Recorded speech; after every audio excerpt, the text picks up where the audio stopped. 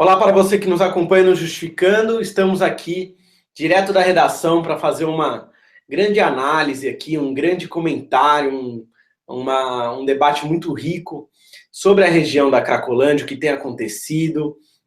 O governo Dória e a gestão Alckmin têm ido muito para cima das populações vulneráveis, né? Ontem o Dória entrou na justiça para busca e apreensão indiscriminadamente para pegar qualquer pessoa em qualquer região. O Ministério Público e a Defensoria estão muito atuantes, né, contra tudo isso daí. E eu recebo aqui, eu tenho o prazer de receber uma pessoa que nós já conversamos antes. Ela é antropóloga, pesquisadora, bate pênalti, faz advocacia no Supremo e, eu não sabia, né, sobre essa semana, é diretora de um mini documentário que foi lançado essa semana, né, esses tempos, chama Hotel Laíde, que discute justamente a vida das pessoas na região da Cracolândia, né, porque a gente fala tanto de pessoas desumanizadas, zumbis, e a gente olha tão pouco para quem está por trás de todo esse discurso, quem é mais afetado. Então eu recebo aqui Débora Diniz, é uma honra enorme, viu, Débora? Boa tarde. A Débora está nos Estados Unidos. Boa tarde, Débora. Meu prazer, Breno, estar conversando com você e com todo mundo que estiver junto, né, com a gente. O prazer é todo nosso. Débora, conta para o público aí como é que foi a sua experiência de entrar na Cracolândia, interagir com as pessoas, gravar, passar dias, semanas gravando dentro do local. Que você viu? Que cenário você viu lá? Eu acho que a pergunta até por trás dessa é por que nós chegamos na Cracolândia, né? Então, há uma trajetória, uma história antes do Hotel Laide, alguns falam Hotel Laide, e aí pode ser de qualquer jeito, né? Nós, na Anis, vínhamos fazendo uma série de pesquisas sobre o sistema prisional e sobre os manicômios judiciários. Manicômios judiciários são hospitais presídios. As pessoas que em algum momento cometeram algum ato infracional e estão em sofrimento mental. Elas não vão para um presídio, vão para um manicômio judiciário. E em presídio. A Cracolândia, esse espaço que nós chamamos de Cracolândia, que é essa rua onde as pessoas estão ali juntas, era muito parecido ao que eu encontrava nos presídios e nos manicômios judiciários. Era quase como se fosse esse espaço, só que sem os muros e a céu aberto. É um refúgio da vida.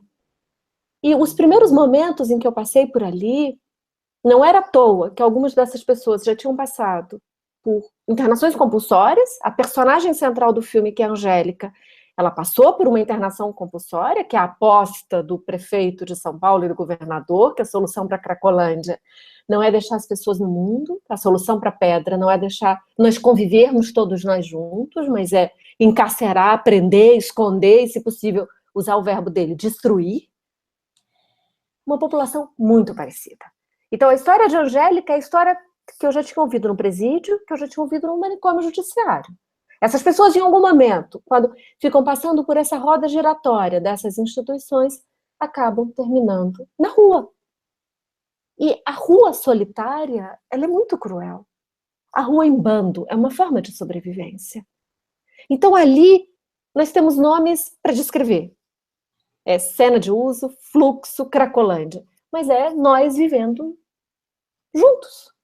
Sendo que a pedra é uma das formas de encontro dessa multidão em conjunto.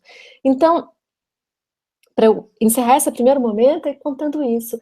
Ali era parte dessas instituições, desses locais que orbitam o sistema prisional. Não é à toa que é uma população muito parecida. Senhoras e senhores, como vocês podem perceber, estamos diante de uma pessoa muito profunda, muito narradora, de uma forma que contagia. Por isso, é uma honra entrevistá-la e é um convite também para que vocês enviem suas perguntas. Estamos ao vivo aqui no Justificando. Vão deixando nos comentários.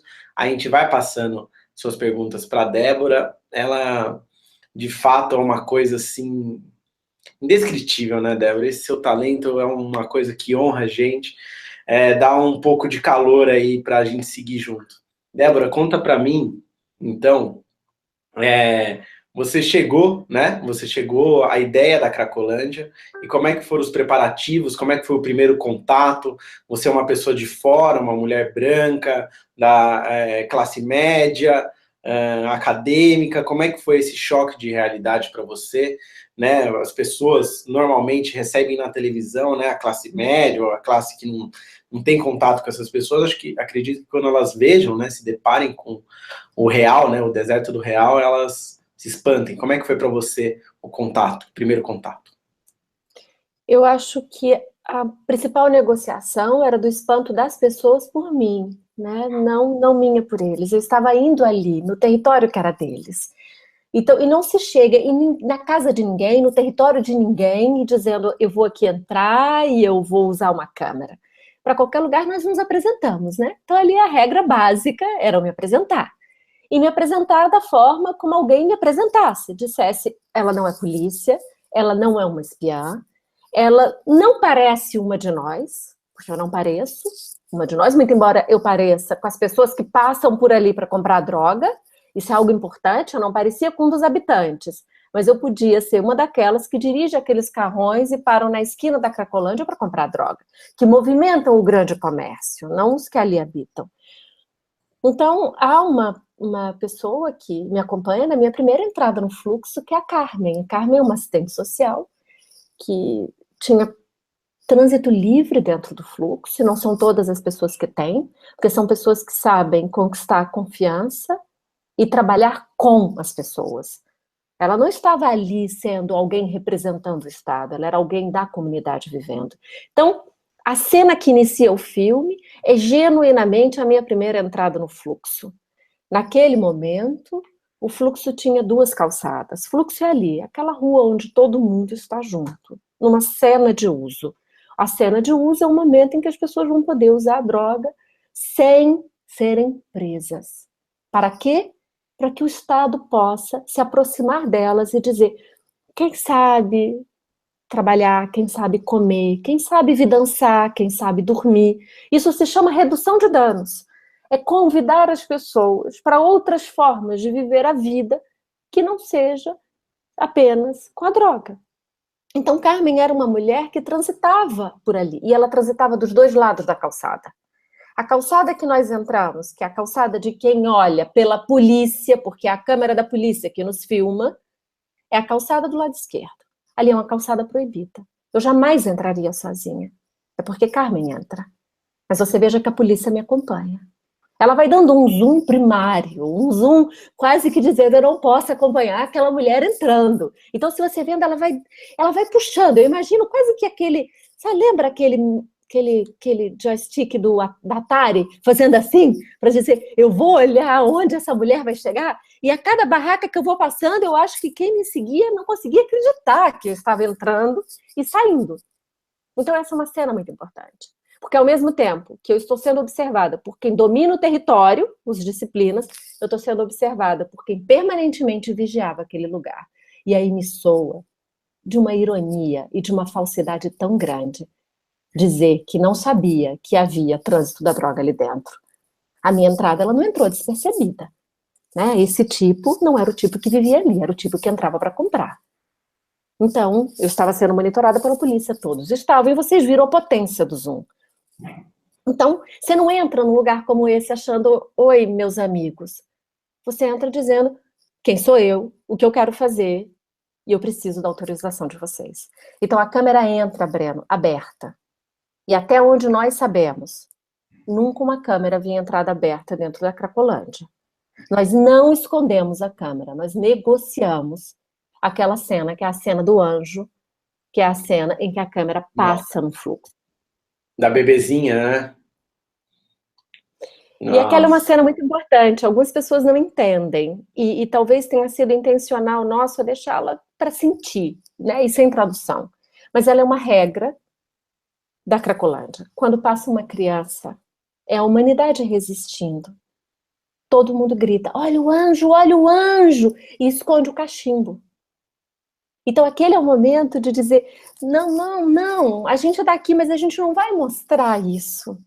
Então, Maria Paula é uma bebezinha que mora no hotel da Dona Light, ali, no fluxo, ela abraça e vive com todas aquelas pessoas, e eu repito, é a prova da humanidade resistindo, e não essa humanidade que nós, do lado de cá, temos medo. E ela passeia por ali, e aquela multidão vai dizer, olha o anjo, olha o anjo. E nada aconteceu àquela bebê, nada aconteceu a nós.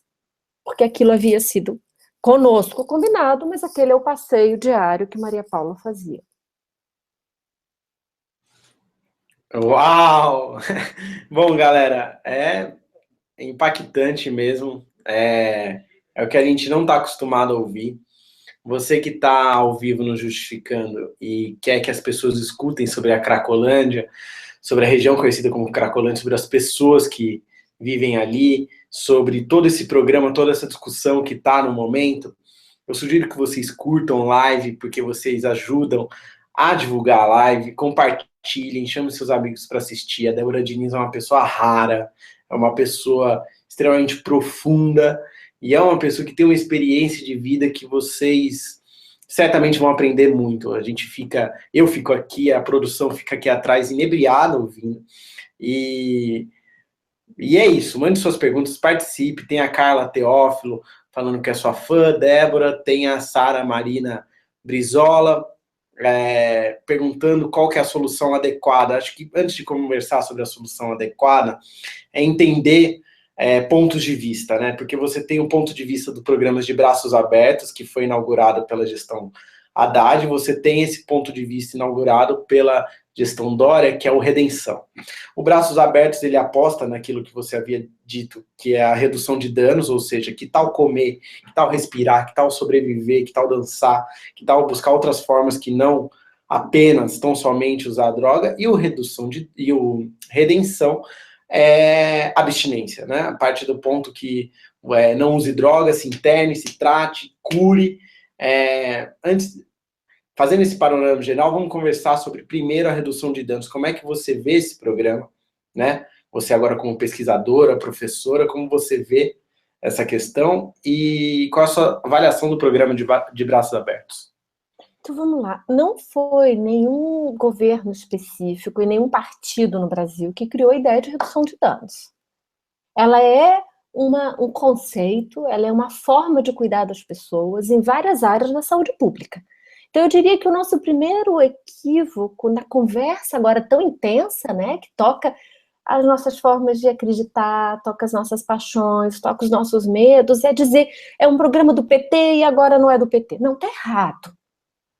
É um campo da saúde pública, recomendado por organismos internacionais, e que vale para várias áreas da vida, desde a saúde reprodutiva à saúde mental. E aqui nós estamos em um campo da saúde mental, que é como nós podemos cuidar das pessoas quando elas fazem uso de droga. Nós temos, você chamou de 2 pontos de vista, essa é uma maneira bastante gentil, Breno, de escrever. Eu diria que nós temos várias evidências científicas em um campo que mostra que internar, colocar as pessoas em um manicômio, em um hospital e contra a vontade delas, não são boas práticas médicas e nem boas práticas de direitos humanos. E mostramos que tentar, porque não é um milagre, porque não é uma solução mágica, convidar as pessoas a experimentar outras formas de vida.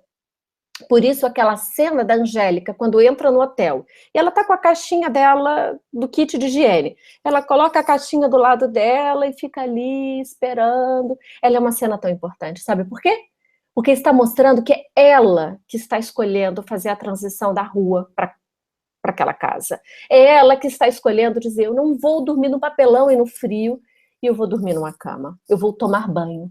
Não é à toa que é uma cena muito singela do filme, sobre o significado de redução de danos.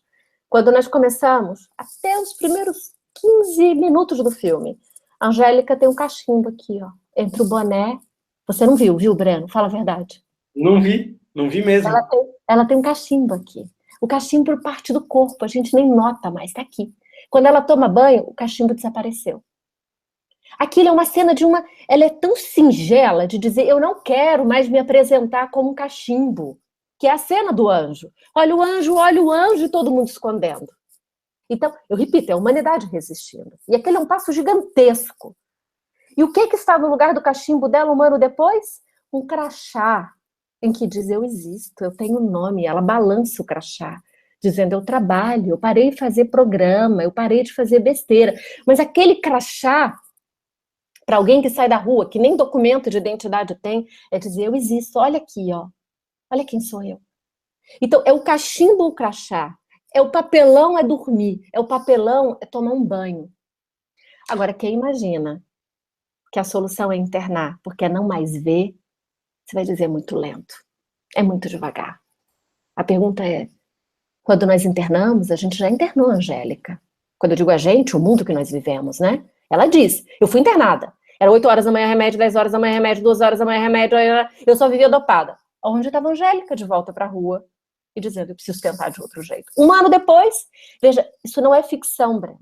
Foi um documentário. Quando nós voltamos um ano depois, a gente foi com a honestidade da vida. Ela podia não estar mais lá. Ela estava. A pele brilhava, ela estava mais gordinha e ela tinha um crachá. E ela dizia: eu tô aqui.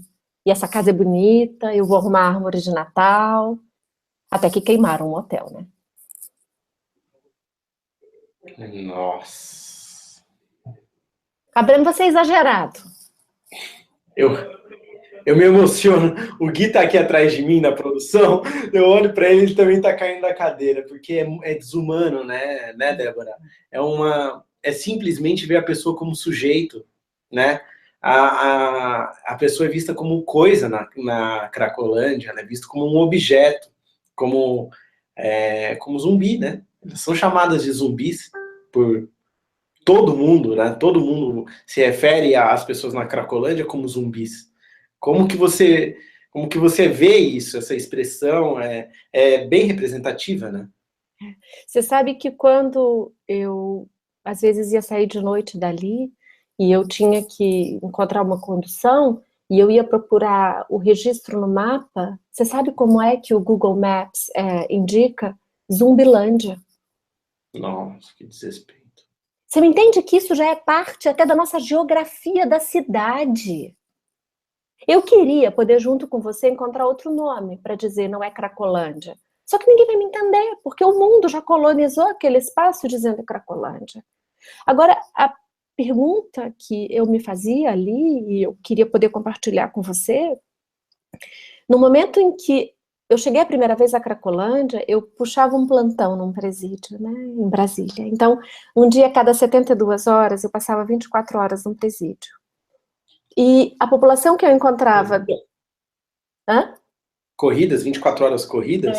Era um presídio de adolescentes, né, de meninas, e eu consegui a autorização da segurança, então eu ficava devagar, eu fui entrando até eu poder ficar no pátio, até poder ficar com elas nas celas, até ficar sem nenhuma vigilância. Então, ali era um grande treino sobre como eu podia me apresentar para o mundo que não me reconhecia como um igual, né? Eu sou a madame, claro que eu sou a madame.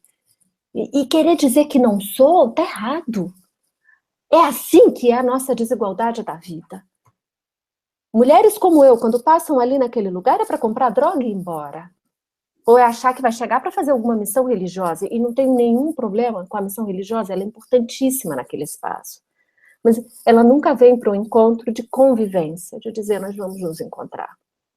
Então, as minhas primeiras apresentações às lideranças do território era tentando explicar quem sou eu.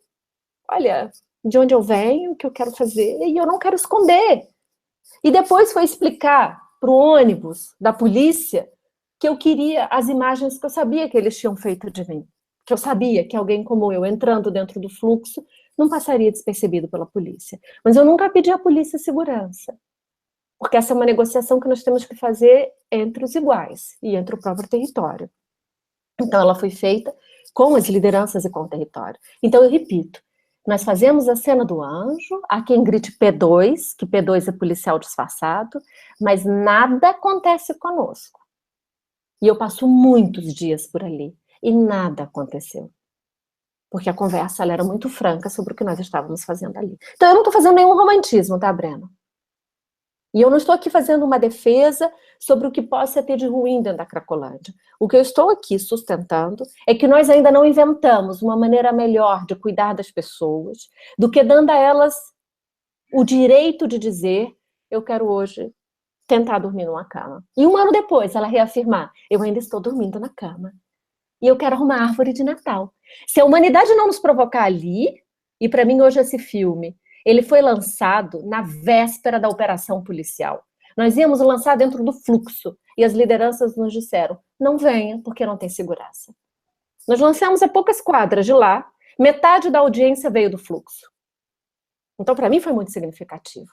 E nós soltamos ele nas redes sociais porque nós achávamos que ele era um testemunho da imagem que nós não conhecemos. Nós, que eu digo, você e eu e quem está nos aqui ouvindo.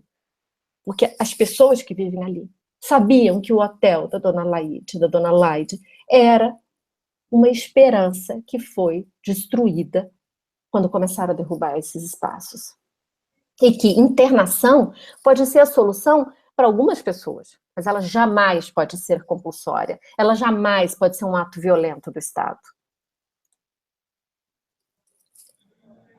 Como é que você vê, Débora, a ação do Dória?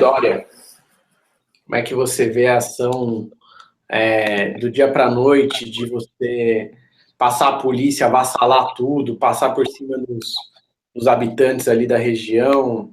Quando você ficou sabendo, como você se sentiu? Como você imagina que as pessoas devam ter se sentido? A primeira coisa é nos confundir, né, Breno? É transformar a vida daquelas pessoas num problema de segurança pública e num problema da segurança pública máxima do Estado de São Paulo e ignorar que nós estamos diante de um problema humanitário. As pessoas que nunca visitaram a Cracolândia, eu sugiro que elas imaginem como um campo de refugiados. São pessoas que estão à margem de todas as formas de proteção do Estado.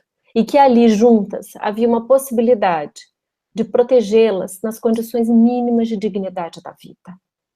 Erra quem pensa que aquele era um espaço para malandro usar a pedra. Aquele era um espaço para quem está no fim de uma linha de precarização da vida. O Estado poder oferecer uma assistente social e dizer: e aí, cara, quer ir tomar banho? Quer tomar uma sopa? E para aqueles que têm muito medo e que acham que eles são zumbis, ou que acham que eles não são gente, deveriam se confortar de imaginar que ao menos eles estão todos juntos e distante do shopping, que ele vai todos os dias, para garantir que a desigualdade é mantida. Então que eles não consigam imaginar que a igualdade é posta e que é pela dignidade da vida daquelas pessoas que nós precisávamos cuidar delas e não destruí-las. Você não consegue pensar assim. Não consegue. Foi treinado de outro jeito. Que consiga pensar, então, que pelo menos para a segurança do meu carro e da minha casa é melhor que elas fiquem ali com a câmera da polícia vigiando o perímetro de onde elas vivem. Agora, a minha forma de entender é que mantê-las juntas é uma forma de protegê-las. É uma forma de proteger todas nós. Permitir que oferecer a elas, ali perto da comunidade, o lugar para dormir, para tomar banho, para tomar sopa, é o que melhor nós sabemos fazer para cuidar. E é isso que o filme conta, né? Pessoal, vocês que estão acompanhando aí, incrível, tudo incrível. Não se esqueçam de curtir, de compartilhar. É uma live, um debate de altíssimo nível humano, intelectual, emocional. Então vocês podem contribuir divulgando para as pessoas, compartilhando esse vídeo, ampliando essa live, subindo o número de pessoas que estão com a gente ao vivo. Saudar todo mundo que está participando dos comentários. Débora, você tem uma legião de fãs aqui que te ama e te respeita merecidamente. Então aqui a Jarissa Porto, antropóloga que você respeita, Sara Brizola, incrível esse depoimento. E tem algumas perguntas que eu já fiz ainda aqui minimamente, mas que a gente pode aprofundar mais na resposta. A Mara Andréia está perguntando: Débora, qual a avaliação que você faz dos resultados de Braços Abertos? Você acha que foi tudo perdido? Você acha que agora, com o fim do Braços Abertos, todo o esforço feito por inúmeras pessoas de todos os campos, incluindo os habitantes da região da Nova Luz, conhecida como Cracolândia. Você acha que tudo pelo ralo? Qual avaliação você faz dos resultados desse programa? Eu acho que nós temos duas perguntas aí, né? Sobre os resultados do programa e se nós já perdemos tudo. Eu nunca vou acreditar que nós perdemos tudo quando nós temos o certo e o justo, que é o que está nos movendo, inclusive para uma conversa como essa. Aquelas são as pessoas que, quando elas saem daquele lugar e já vão para a praça, são elas as primeiras a resistir, a dizer: vocês não vão nos destruir. Nós vamos manter aceso essa forma de tentar encontrar formas alternativas de viver e de resistir. Então, eu não acho que tudo está perdido. As pessoas não foram desagregadas, elas não foram todas dispersadas, apesar do cenário de conflito e de horror que foi montado desde domingo, né? Exagerado, desproporcional. Nós não usamos a força policial, nós não usamos helicóptero para tratar da saúde mental das pessoas, para cuidar da dignidade das pessoas. Então, esse é um primeiro equívoco. Agora, eu repito, quais são os resultados do Braços Abertos? O resultado, a nossa pergunta tem que ser: quais são os resultados de qualquer política de redução de danos? Se esse novo governo quer mudar o nome, mude. Ele pode rebatizar, porque isso tem uma longa história. Internação é que tem uma história de pelo menos 200 anos na psiquiatria e que já se mostrou que não funciona. Ele está revigorando uma política com uma antiguidade dentro da história mundial muito maior do que qualquer ideia de política de redução de danos. Mas por que a proposta dele conforta multidões? Porque faz desaparecer o que nós não queremos ver. Só que sabe qual é a verdade dessa história? As pessoas voltam. Só que elas vão voltar com mais raiva da gente. Elas vão voltar mais tristes com o que fizeram com elas. Elas vão voltar sem ter feito a transição para conseguirem encontrar formas alternativas de todas nós convivermos juntas. Elas vão ter muita raiva de nós. E o nós, aí não separa quem é o prefeito e quem somos nós, o que representa, o que a vida inteira só parou ali para comprar droga. O nós somos todos. Aí sim o problema se transforma em um problema de segurança pública. Ele pode ser um problema de saúde pública, mas a passagem para a segurança pública é tênue. Porque na hora que nós internamos, abrimos a porta e largamos a pessoa na cidade, é óbvio que ela vai ter que encontrar formas ruins de sobreviver. E vai ser na porta de quem ela estranha, como aquele que prendeu ela. Então, quais são os resultados de um programa como Braços Abertos ou como qualquer outro de redução de danos? Ele é lento, ele não tem milagre, ele não vai conseguir apresentar números de um dia para o outro, como aí apresentado: destruímos todos os hotéis, internamos não sei quantas pessoas. Claro, porque essas são medidas dramáticas. E qualquer política de cuidar das pessoas e de uma situação crônica, imagine uma doença crônica, como diabetes, como qualquer outra, nós precisamos de tempo, né? Tempo, cuidado, as pessoas vão, elas comem um doce de volta, aí elas lembram que elas não podem comer o doce. É assim a vida. E o uso da droga, ele pode ir, tanto que a gente tem uma palavra, quer dizer, recaídas. Ela vai, volta, mas o filme mostra que é possível. Um ano depois, nós tínhamos pelo menos Brenda e Angélica, nós podíamos não tê-las encontrado, Brenda, e elas estavam lá, planejando a árvore de Natal.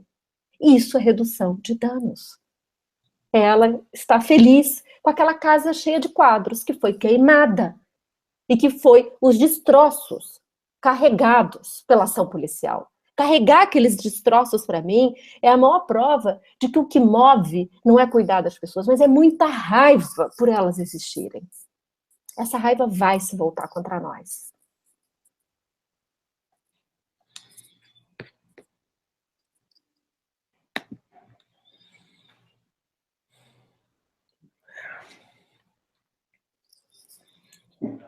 Bom, pessoal, vamos compartilhando aí. Até me emociono porque é um relato muito duro, é um relato muito humano, muito profundo.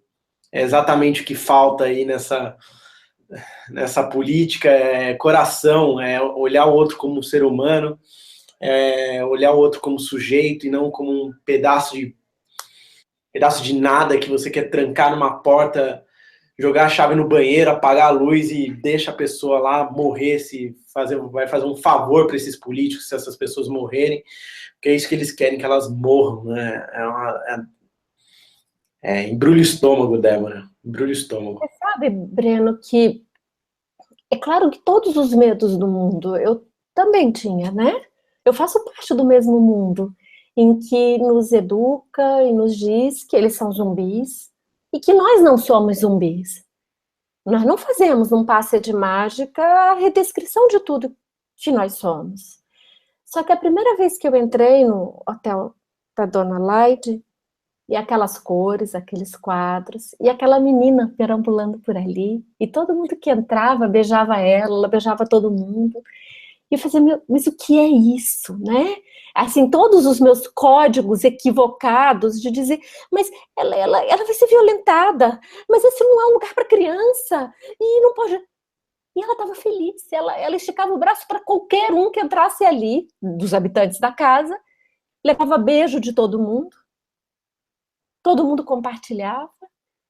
Então, esse é um dos maiores sinais. Isso, eu repito, isso não é uma compaixão tola de dizer é tudo então lindo ali. Não, não. Alguém que dorme num papelão, a vida tá ruim, tá muito ruim. Alguém que se apresenta com cachimbo na orelha, tá ruim. Mas a humanidade resiste. E sabe o que é que a gente precisa arrumar em nós? É o nosso medo. Por que a gente tem tanto medo, né? Por que tem tanto medo? Enquanto nós não arrumarmos o medo, nós vamos continuar achando que botar as pessoas na cadeia, prender e sumir é o melhor caminho.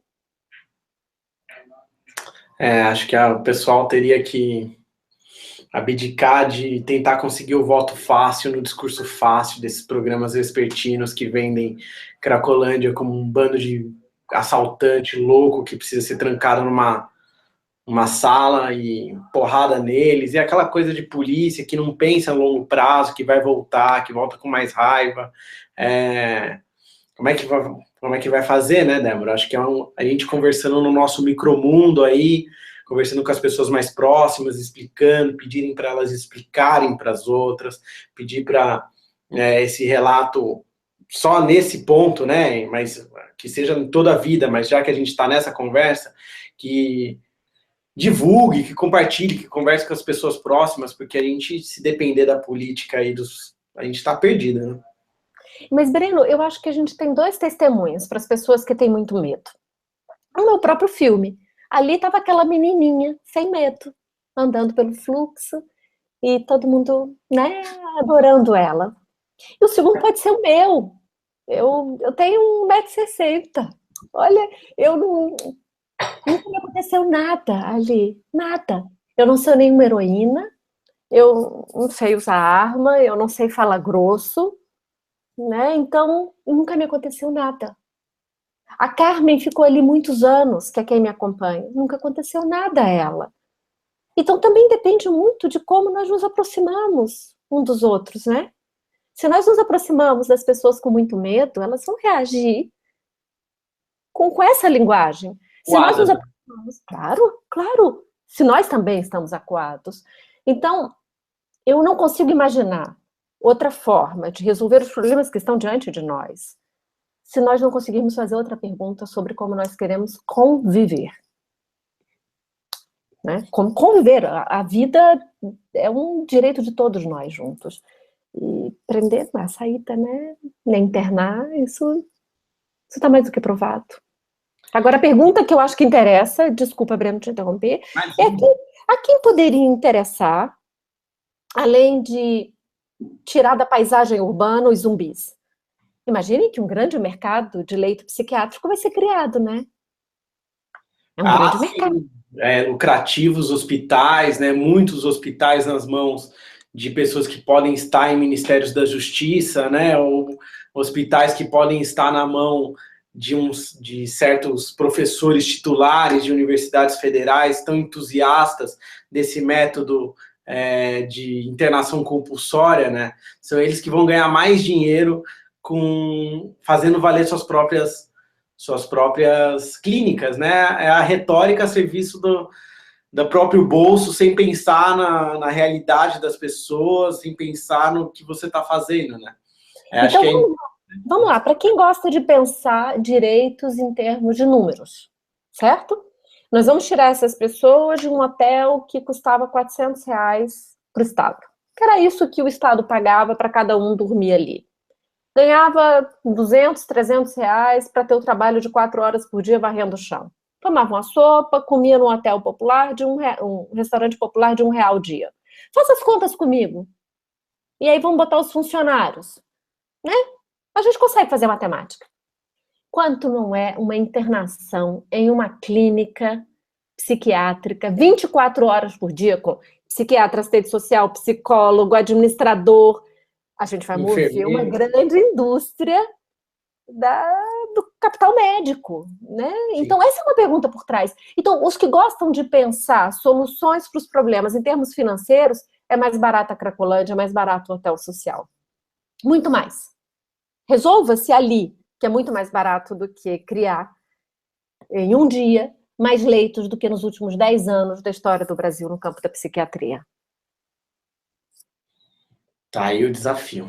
Grande desafio. Para você que está chegando agora, acompanhando aqui a nossa transmissão no Justificando, estamos aqui com Débora Diniz. A Débora é professora na UNB, é pesquisadora, já teve trabalho junto a mulheres encarceradas, já teve trabalho junto a pessoas na região da Luz, conhecida como Cracolândia. Está aqui conversando com a gente sobre o filme Hotel Laide, que é um filme dirigido por ela. E é um filme que traz um lado que é negado, sempre negado nas coberturas midiáticas sobre o tema, que é o lado humano, né? Quem são essas pessoas, quais são seus anseios, como elas veem a dignidade delas, como elas buscam a dignidade. E é um filme, é um curta. O curta ele tá descrito aqui no próprio link, né? Depois da entrevista aqui, vocês vão ver esse documentário e vão se apaixonar. E a Débora está aqui para responder algumas questões da gente. Débora, o público aqui interagindo. Mara Andréia, sabe se aquelas pessoas que tinham um lar, o próprio Hotel Laide, serão compensadas, pelo menos financeiramente, pela perda de seus lares e amigos? Acho que não, né? Breno, eu acho que não, né? Alguém que entra com polícia, 900 policiais, helicóptero, uma escavadeira, não está preocupado em compensar quem nem documento algumas vezes tinha, né? E talvez antes de nós fazermos a pergunta sobre compensação, é perguntar onde será que essas pessoas estão dormindo? Onde será que as pessoas perderam os únicos laços que elas tinham reconstruído depois de muitos anos como zumbis, como nós descrevemos, né? Eu tenho uma história que eu ouvi logo nos primeiros dias que eu cheguei ali, e ela é uma história das mais bonitas que eu ouvi ali naquele lugar e talvez na minha vida. Uma das formas que as pessoas encontram para sobreviver na rua é ter um cachorro, né? Ou ter um cavalo. Então é muito comum a gente ver o que nós chamamos de população de rua com o vira-lata, ou então com um cavalo. E uma das regras que era para entrar nos hotéis não permitia cachorro. E aí aquilo gerou uma grande questão. Mas você vai tirar o único vínculo que essa pessoa se manteve na vida, que é o seu cachorro? E aí havia um sujeito que era muito antigo morando por ali, e ele queria ir para um hotel. Então eles fizeram a carteirinha do Ronaldinho, que era o cachorro dele. Então o cachorro era um beneficiário do projeto. Essa história é linda, né? Então era ele e o cachorro dele. Eu daqui a pouco vou mostrar o meu cachorro também, para mostrar que todo mundo gosta de cachorro. Peraí que eu vou mostrar. Vem aqui. Cadê o cachorro? Aqui, ó. Não é a cara do Ronaldinho, mas é ele. É o Ronaldinho esse aí? Não, esse é o meu Ronaldinho. Ah, tá. Nossa, seria um plot twist na história incrível. Ah, tá bom. É fofo. Qual que é o nome do dog? É Feijão. É o Feijão, porra. Dog é tudo de bom, né? Você vê esse bom, não é? Então, essa é uma história linda, porque como é que nós vamos pedir que alguém, para entrar num projeto de redução de danos, ela não vai ter direito. E para mim foi de uma sensibilidade tão grande. Quem trabalhava no hotel naquele momento, não era o hotel da Dona Laide, era outro, fez a carteirinha do Ronaldinho. Então ele foi o primeiro cachorro beneficiário dentro do projeto. Incrível. E, Débora, como é que você vê a personagem, né? É um documentário, como é que você vê a pessoa da Dona Laide? Ela querendo ou não, ela tinha um hotel no miolo da Cracolândia, né? Como é que ela era vista, como é que era a relação dela com as pessoas? Ela era uma mulher muito respeitada, né? Então, manter aquela casa não era uma coisa fácil. Imagine 60, 80 pessoas. Ela tinha ao lado dela um braço direito, que era Brenda, que é outra figura espetacular dentro daquela casa. Mas aquela casa, e por isso que para nós foi tão importante fazer o filme ali, porque mostrava o quanto o espaço é importante para a existência, sua, minha, de todo mundo. Então, aquele era um lugar colorido, aquele era um lugar cheio de quadros, porque ela no passado teve um brechó. Então, quando ela se muda para ser a dona de um hotel e de uma pensão ali, ela leva tudo que ela tinha na casa. Então, para onde você olhava, tinha quadros. E ela era uma mulher que gostava de flores, de cores. Então, ela era uma mulher presente, integralmente dentro daquela casa, com um braço direito, que era Brenda, que se apresenta como administradora da casa, mas era alguém que tinha também saído da rua. Então, é claro que aquela era uma casa de mulheres, Brenda, Dona Laide, a Maria Paula, a Angélica, haviam homens ali também, mas era uma casa administrada por mulheres. E aquilo faz parte. Então, aquele momento em que elas conversam, o cafezinho da Dona Laide, era isso, porque é um momento em que você tem um acolhimento da casa. Eu não imagino a clínica que vai fazer isso, muito menos o presídio, né? Exatamente. Tem uma cena no filme que eu gostei muito, que é a própria, acho que é a Brenda, né? Que ela entrevista esqueci o nome dela, a moça que entra na... Angélica, exato, exato. Tem a Brenda, ela entrevista a Angélica. A intenção do filme foi trazer um pouco da visão entre as pessoas, elas contarem suas próprias histórias entre elas mesmas, né? Acho que produz um efeito diferente do que se elas contassem para você. Isso, essa é uma parte importante, conversando sobre como montar um filme desse, fazer um filme desse, né? O filme não tem voz de especialista, ele não tem autoridade nos explicando o que é a redução de danos e qual é o ponto de vista da internação. Não. Tem as pessoas vivendo. E aquela é a cena que acontece quando uma nova habitante chega na casa. A Brenda é chamada para apresentar as regras da casa. Então ela vai dizer: olha, banho, 5 minutos, porque a gente está passando por problema de água. Aquilo é maravilhoso. Aquilo não é nenhum script de uma ficção. Aquilo é a vida real vivendo. Olhe, nenhum homem no seu quarto. E olhe bem, você pode até fumar no seu quarto, mas não na área comum. E ao mesmo tempo aquela bebezinha passando por ali. E a dona Laide, a dona da casa, diz a Brenda que dá as regras. E a representante do Estado, que é a Carmen, caladinha naquele momento. Não é ela que dá as regras da casa. É a própria comunidade que se constrói dizendo como é que nós vivemos aqui dentro. E você que está chegando, vem as regras. Meia-noite a porta fecha, 6 horas a porta abre. Entendeu? Ela entendeu. Ela entra e diz: posso tomar banho? É maravilhoso, né? Isso é a vida real. Isso não é um roteiro de ficção. A vida como ela é, né? É isso. Eu acho que é interessante o filme que ele não romantiza, a gente não pode romantizar a vida dessas pessoas, mas o simples gesto de humanizá-las, de vê-las como um sujeito, já faz uma diferença abissal na vida das pessoas, né? A gente está encaminhando aqui, Débora, para desespero de todos e todas para o final, né? Vamos fazer mais umas 2, 3 perguntas. E eu queria que você dividisse conosco aí penúltimas conclusões, alguma história legal, uma coisa que te chamou a atenção aí para o nosso público, que está tão interessado em te ouvir. Não, é uma história por trás do filme que é uma história boa sobre aquele lugar, né? Quando eu cheguei ali, eu só sabia uma coisa, que eu queria filmar a história de uma mulher que voluntariamente escolhia entrar dentro do programa. Só isso que eu sabia, eu não sabia mais nada. Aquele é um lugar que você não pode fazer roteiro, Breno. Qualquer roteiro é desafiado por tudo. Então você sabia isso, eu quero uma mulher. E eu fiquei na tenda esperando que chegasse uma mulher. No primeiro dia, você pode imaginar, chega uma mulher, era uma menina, jovem também, tinha uma história muito parecida com a da Angélica. Breno, a gente filma tudo, a entrada dela, ela se ajeitando. Quando eu chego de noite para estudar o material, o som tinha sido perdido. Eu tinha perdido tudo, tudo. Aí eu volto no outro dia para conversar com todo mundo do território. Gente, olha, que o amadorismo, perdi tudo.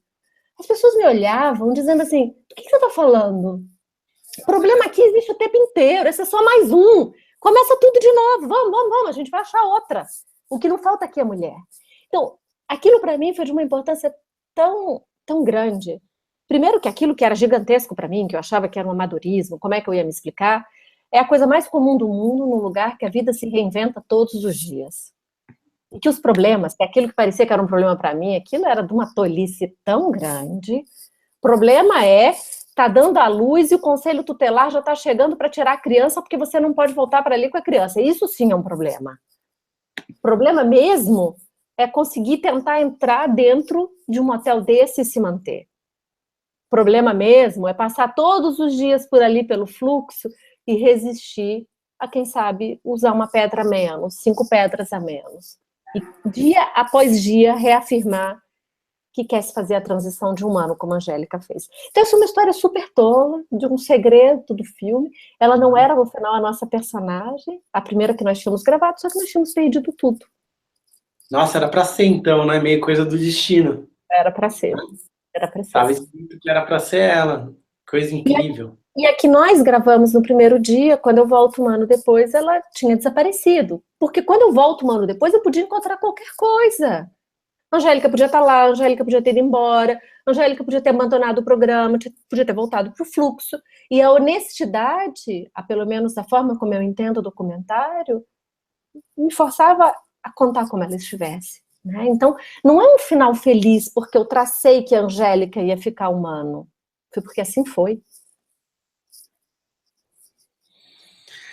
Débora, agradeço demais a sua entrevista aqui. Você é um fenômeno incrível a forma como você conta, emocionada, como você emociona a gente, porque é um mundo hoje tão insensível, tão plástico, e você consegue trazer um pouco do que falta, que é o oxigênio no pulmão, assim, uma coisa que me deixa muito inebriado te ouvir. É incrível te ouvir, é um privilégio, e eu agradeço, só tenho a te agradecer.